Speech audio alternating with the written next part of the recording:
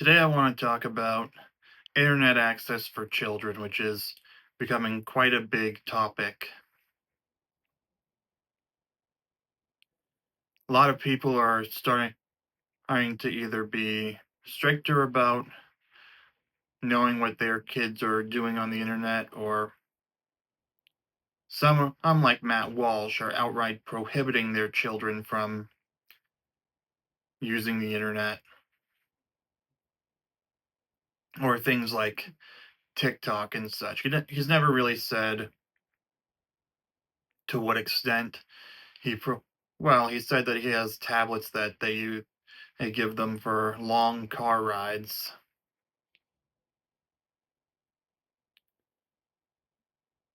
But other than that, keeps them away from screens in general.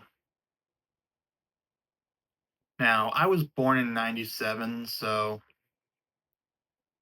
that makes me fall under Gen Z.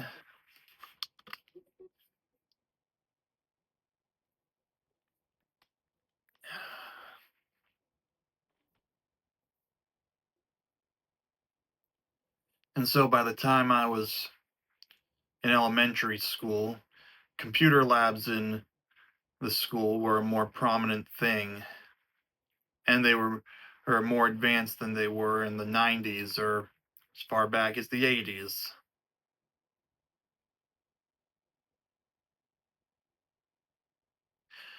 So in my case, I started elementary school in 2003.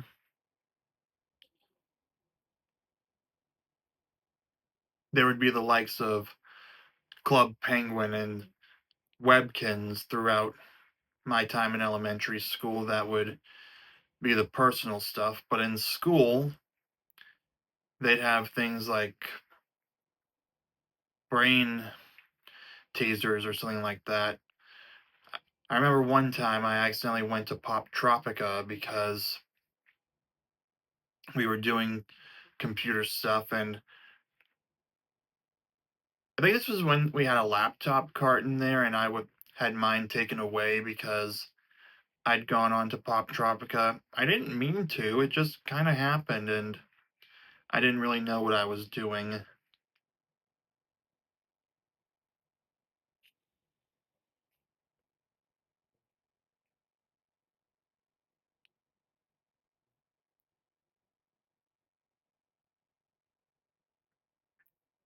Yeah, and long car trips on the ride home from, say, a day at Old Orchard Beach or Fun Spot,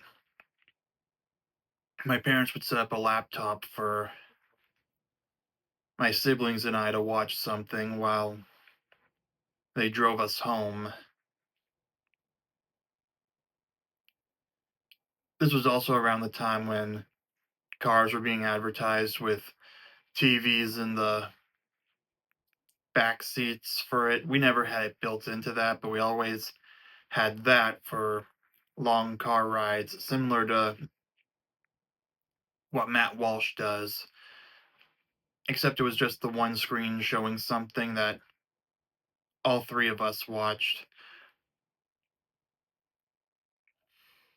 instead of an individual device for each of us.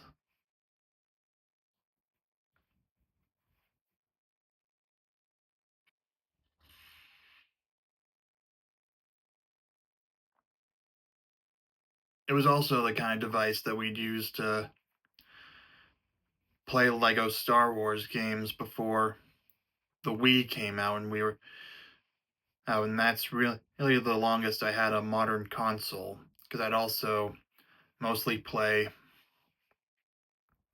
older systems and retro arcade games before that. So we had a PlayStation 1, an NES,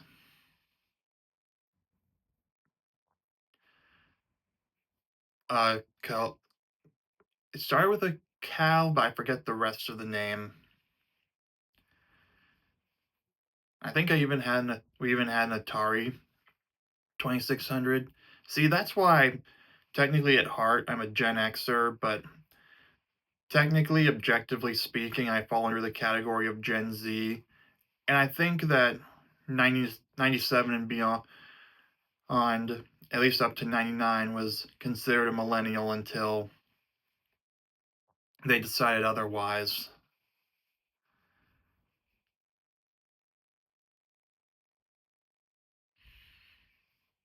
So yeah, I'm a Gen Xer at heart with some millennial tastes because I was literally born 3 days after the last possible day to fall into the category of millennial.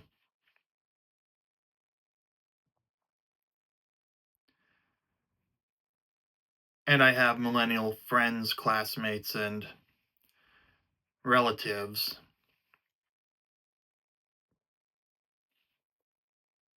But then technically I'm listed categorized as Gen Z.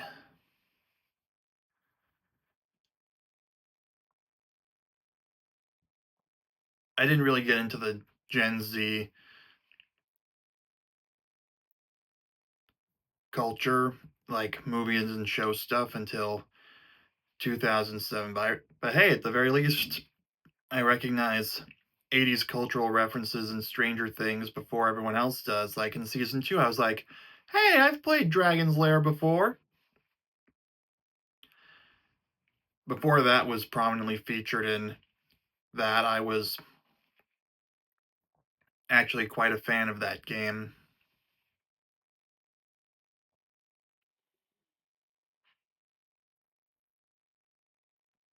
Anyway, getting back to the internet, middle school, that's when I actually started to get my own personal devices. Like in the summer between sixth and seventh grade, I got my Nintendo DSi, which had the internet browser and such. And that's when I started being able to access the internet without parental supervision. I'd use the family computer that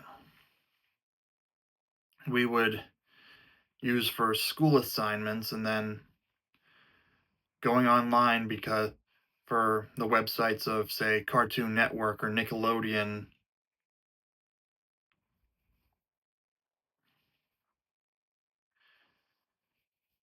It wasn't until then that I was able to make my own user account within the computer. And I would also use it to access video game walkthroughs, like when I got into The Legend of Zelda in seventh grade. Because let me tell you, those are pretty complicated games.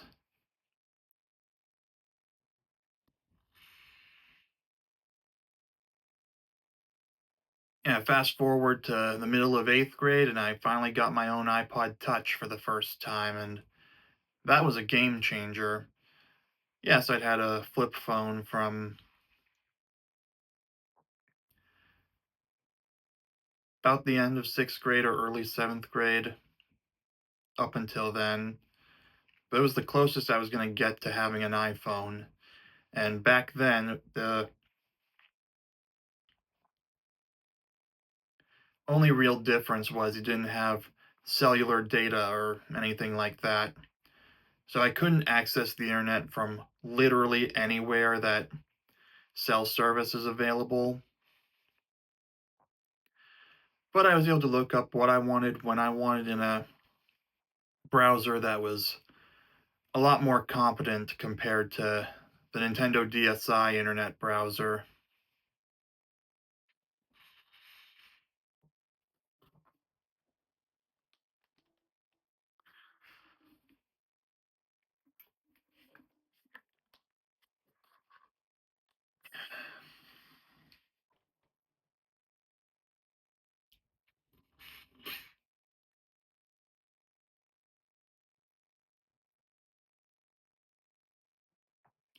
And I'm gonna let you in on a little see. No, I don't want to talk about that. Well, anyway, I've mentioned in the past how I didn't get a proper iPhone until after my first year of college. So during that time, I had relatively unlimited access to the internet.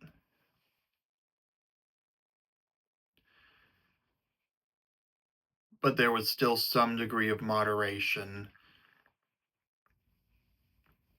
Yes, I could access it pretty much any time at home, but I was at school and I couldn't use my iPod. I was limited by that because I was a little too good about following the rules. I never tried to conceal earbuds or as I never tried hiding myself texting during class or anything like that. Mostly because I didn't have the capability to do that, but also it was just so pointless to do that. And I had only a small select circle of friends, so I didn't really have the same incentives as some of my peers who had iPhones by that point, those who would try to sneak in texting during class.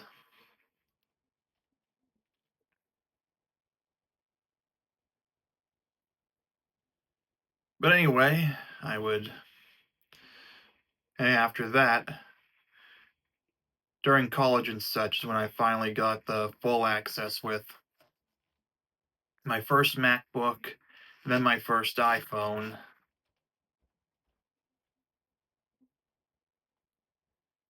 And since then, I've had unlimited access. Now, would I say it's warped my brain? Not really. I mean, yeah, it's given me access to the hub,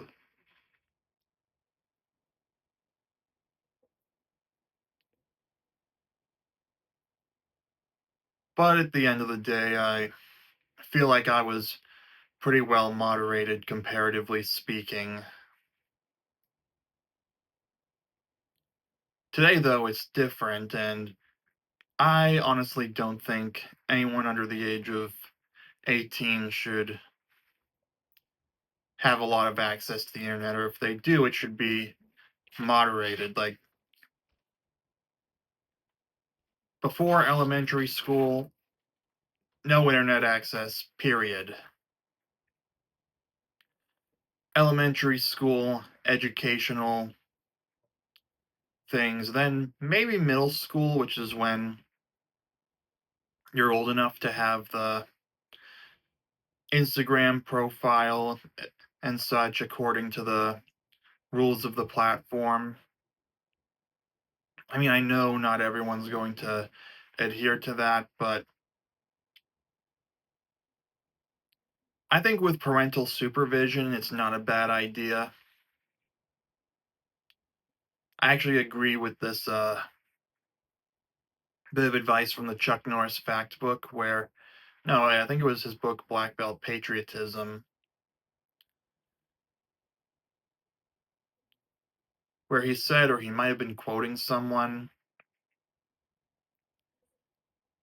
that that if they do give their children a laptop to use, then they have to use it in a shared room, like a living room, and the parents have to be able to see it at any time, all in the name of preventing them from talking to PDF files.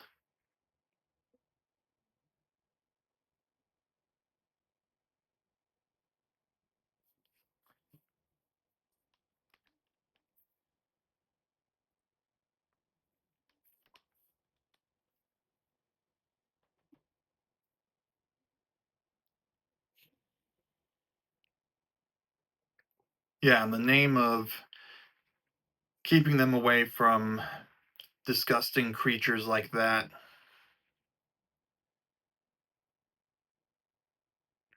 in the name of not enabling disgusting creatures like that, and in the name of general common sense online safety, which I just remembered that was another thing that we were taught about that was brought into the curriculum.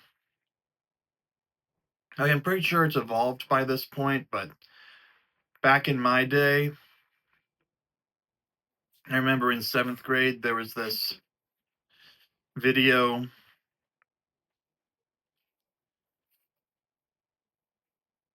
choose your path adventure, if you will, that was all about internet safety. And one of them depicted this fat guy eating a big pepperoni pizza, pretending to be an attractive model of some kind on the internet. I'm sorry, but the way it was presented was kind of laughable by today's standards. Even back then, I found it a little, found it kind of silly, or I guess it stuck out in my mind.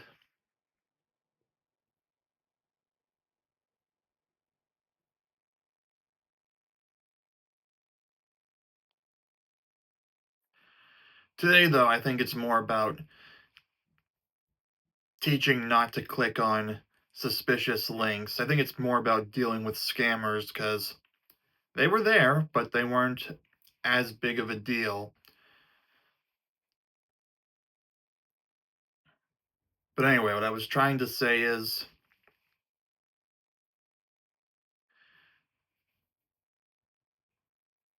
parents should have access to what their children do on the internet until they turn 18. And that's just what I believe now.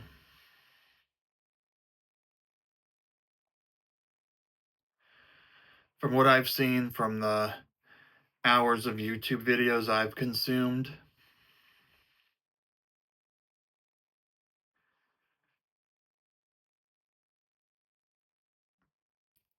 that's what I believe. Once you're an adult, you can do whatever you want. Now, I don't agree with Matt Walsh's take on Sonic the Hedgehog 3, but I do think he has a good point because I remember one time he said that he wasn't gonna let his kids have smartphones so that they could have proper childhoods. Yeah, as someone who grew up with video games and other electronics as a thing I really enjoyed, I don't think children should be denied those completely.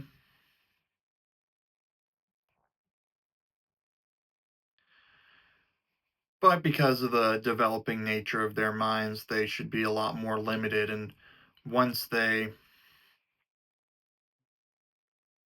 are grown up, if we say that grown ups can make their own choices, then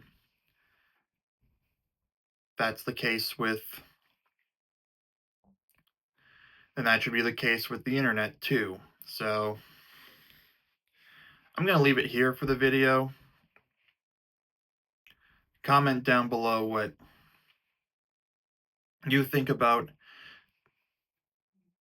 children having access to the internet. Give this video a like, subscribe for daily videos, and I'll see you soon.